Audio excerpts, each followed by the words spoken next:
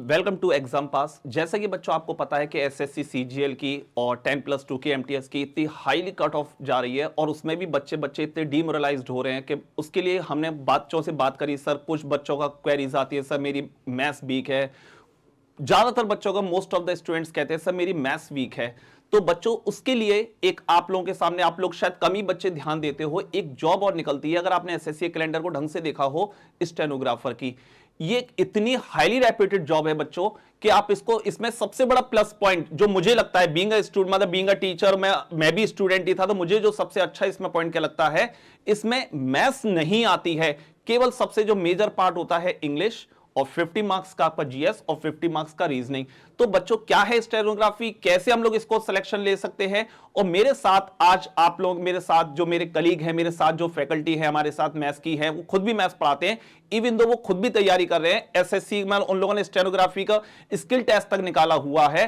तो आज वो मेरे साथ आपके इस वीडियो में आएंगे और आपको इसके बारे में पूरी इंफॉर्मेशन देंगे कि करके हम कोशिश ये करी है कि आपके सारे डाउट्स क्लियर हो जाए। आप भी अपने मतलब एसएससी जो कहते हैं वाकई में एक सपना होता है गवर्नमेंट जॉब पाने का, तो वो उस सपने को आप पूरा कर सके। आइए अंशुमन सर, बच्चों को थोड़ा सा बताइए सर इसमें क्या होता है क्या नहीं होता है, थोड़ा सा फिर हम लोग दोनों इसके बारे में डिस्कस करेंगे। नमस्कार दोस्तों, वेलकम टू एग्जाम पास। सबसे पहले मैं आप लोगों को बता देता हूं स्टेनोग्राफी, जो बेसिकली स्टेनोग्राफी का जो पेपर होता है जो एसएससी ले रहा है। और अभी मैं बता दूं अपकमिंग जो एग्जाम आने वाले हैं मार्च के लास्ट वीक में, ये वाला एग्जाम होने वाला है 2020 का।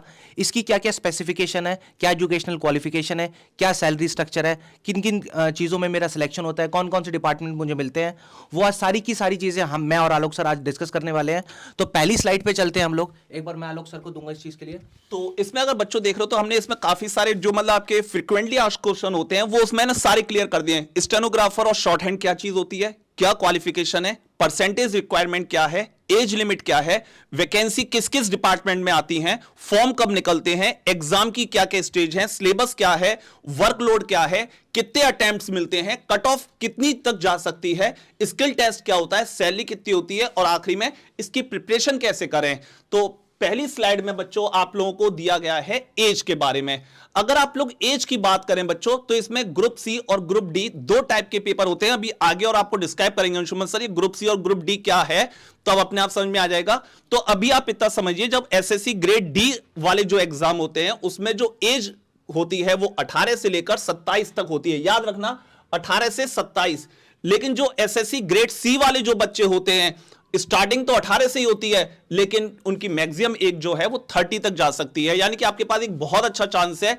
और ऊपर से उसमें फिर आप अगर कैटेगरी वाइज है तो बच्चों इसका स्क्रीनशॉट ले लीजिएगा, आप देख लो। अगर आप ओबीसी में कराते हो तो आपको 3 साल और ज्यादा मिल जाएंगे, एससी एसटी वाले हो तो 5 साल, फिजिकली हैंडिकैप्ड जनरल में और कुछ है तो अलग से ओबीसी वाले हैं, फिजिकली हैंडिकैप्ड एससी एसटी है 15 साल, ex serviceman, OBC ex serviceman या एसटी एक्सटी एक्स सर्विसमैन। तो आपके सामने पूरी स्लाइड दी हुई है।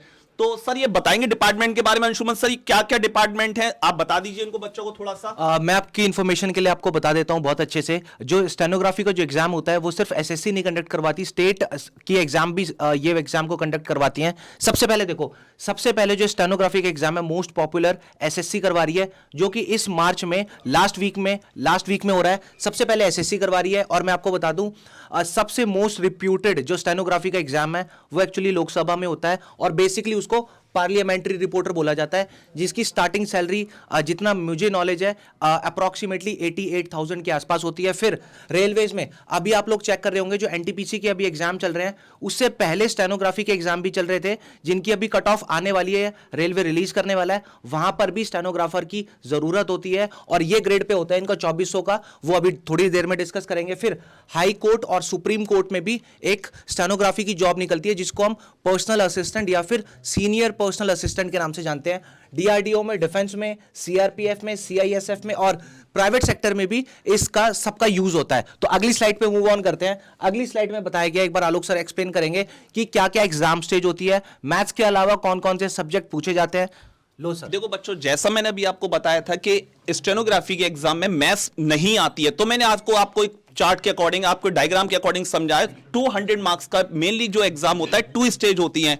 पहली स्टेज की अगर बच्चों में बात करूं, अगर इसमें पहली स्टेज पे अगर आप जाऊं मैं इसमें, तो जो फर्स्ट स्टेज है वो रिटन टेस्ट होता है 200 मार्क्स का, ये आप लोगों के लिए सबके लिए मस्ट है, ये करना ही करना है। और नंबर ऑफ क्वेश्चन 200 ही होते हैं, 2 घंटे मिलते हैं, जिसमें सबसे मेजर सेक्शन जो है वो इंग्लिश का है, क्योंकि 200 में से 100 नंबर की तो आपकी इंग्लिश ही आपको कवर कराएगी, रीजनिंग 50 मार्क्स की और जीएस 50 मार्क्स की। जब आप इस कैटेगरी को पास कर लोगे तो आपने देख लिया कि इसमें 50% तो अकेला इंग्लिश का वेटेज है और 20-25% आपका रीजनिंग और जीएस का वेटेज है। अगर इसमें हम लोग बात करते हैं फॉर्म की फीस की, तो जनरल और ओबीसी वालों को बच्चों 100 रुपीज इसमें देने होते हैं और एससी एसटी और फीमेल कैंडिडेट के लिए इसमें कोई फीस नहीं है।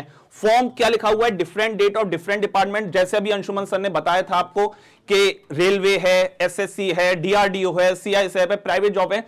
हर एग्जाम एसएससी का कैलेंडर तो एक ही होता है, लेकिन डिफरेंट डिफरेंट एसएससी और ये सब अलग अलग निकालते हैं। और इसमें एक सबसे बड़ा प्लस पॉइंट मैं आपको बता दूं, अभी तक जितनी बार भी एसएस मतलब पोस्ट निकलती हैं स्टेनोग्राफी की, कभी भी आज तक वो फॉर्म कभी भी 100% फुल नहीं हो पाती है, मतलब उसके लिए उनको स्टूडेंट ही नहीं मिल पाते हैं। रिटर्न निकाल लेते हैं, लेकिन उसके बाद जो शॉर्ट हैंड वाली बात जो अंशुमन सर आपको बताएंगे, वो बच्चों को निकालना बहुत टफ होता है।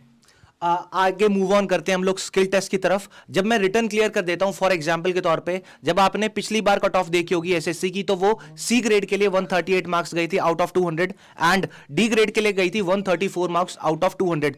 ये जो मेरी मेरिट थी एक्चुअली में वो फाइनल वाली नहीं थी, मैं आपको बता दूं। उसके बाद जो मेरा स्किल टेस्ट होता है, जितने बच्चे अपीयर होते हैं, जितने बच्चे स्किल टेस्ट पास करते हैं, जितने बच्चे डॉक्यूमेंट वेरिफिकेशन कराते हैं, उसके बाद एक लास्ट फाइनल कट ऑफ निकलती है, वो उस फाइनल कट ऑफ पे मेरा सिलेक्शन होता है। जितना मुझे ध्यान आ पा रहा है, लास्ट डी ग्रेड के लिए जो कट ऑफ गई थी वो मेरी आई थिंक 142 पॉइंट समथिंग गई थी, डिपार्टमेंट का नाम मुझे ध्यान नहीं आ रहा है। और सी ग्रेड के लिए जो मेरी कट ऑफ गई थी वो आई थिंक 145 के आसपास गई थी। तो यहां पर भी कंपटीशन का लेवल अच्छा खासा है। डिस्कस करते हैं स्किल टेस्ट के लिए। डी ग्रेड के लिए जो मेरा स्किल टेस्ट है, मैं आप लोगों को बता दूं, 10 मिनट की डिक्टेशन होती है, जिसमें मुझे टोटल 800 वर्ड लिखने पड़ते हैं। अब 800 वर्ड का मीनिंग आपको मैं एक्सप्लेन कर देता हूं। 10 मिनट में अगर मुझे 800 वर्ड लिखने पड़ते हैं, इसका मतलब आप ये मत समझना कि मुझे 1 मिनट में 80 वर्ड लिखने पड़ेंगे। एक्चुअली में होता ही है कि कुछ टाइम के लिए, फॉर एग्जांपल 2 मिनट के लिए वो स्पीड क्या कर देते हैं, 90 वर्ड्स पर मिनट कर देते हैं। 2 मिनट के लिए स्पीड वो 70 वर्ड्स पर मिनट कर लेते हैं और ऑन एन एवरेज बचे हुए मिनट में वो 80 वर्ड्स पर मिनट बोलते हैं।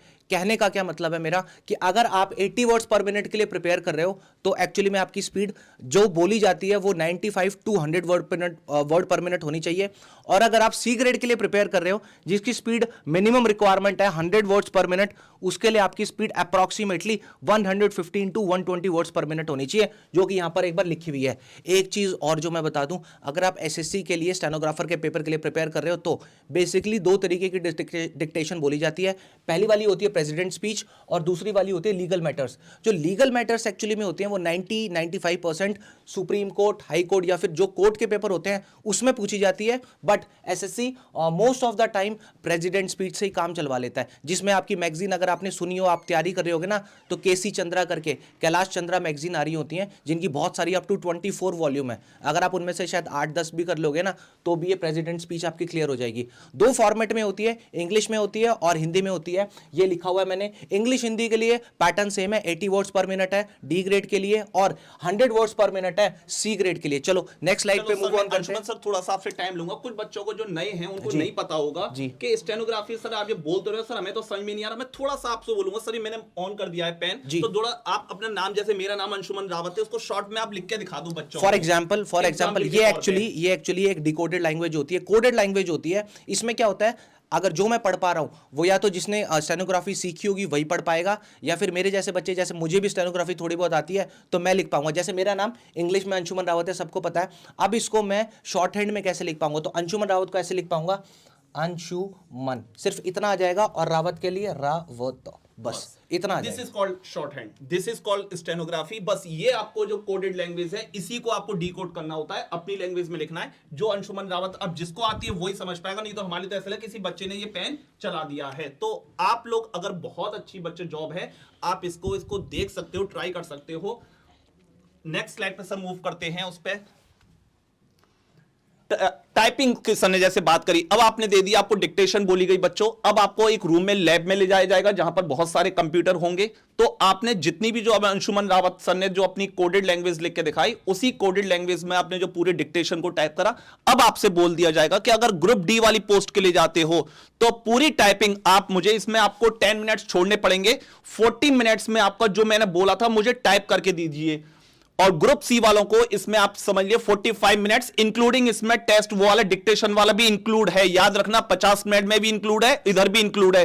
तो आप इनमें से 10-10 मिनट कम कर लें, और याद रखना error, comma, full stop, capital letter, सारी एरर काउंट होंगी। आखिरी में जब ये होंगी तो सारे लेटर इसमें आपके काउंट होंगे। ये भी मिस्टेक है, ये भी मिस्टेक है, ये भी मिस्टेक है, ऐसा नहीं है, लिख दो कैपिटल लेटर का आना चाहिए, कॉमा का आना चाहिए, सेमीकोलन का आना चाहिए।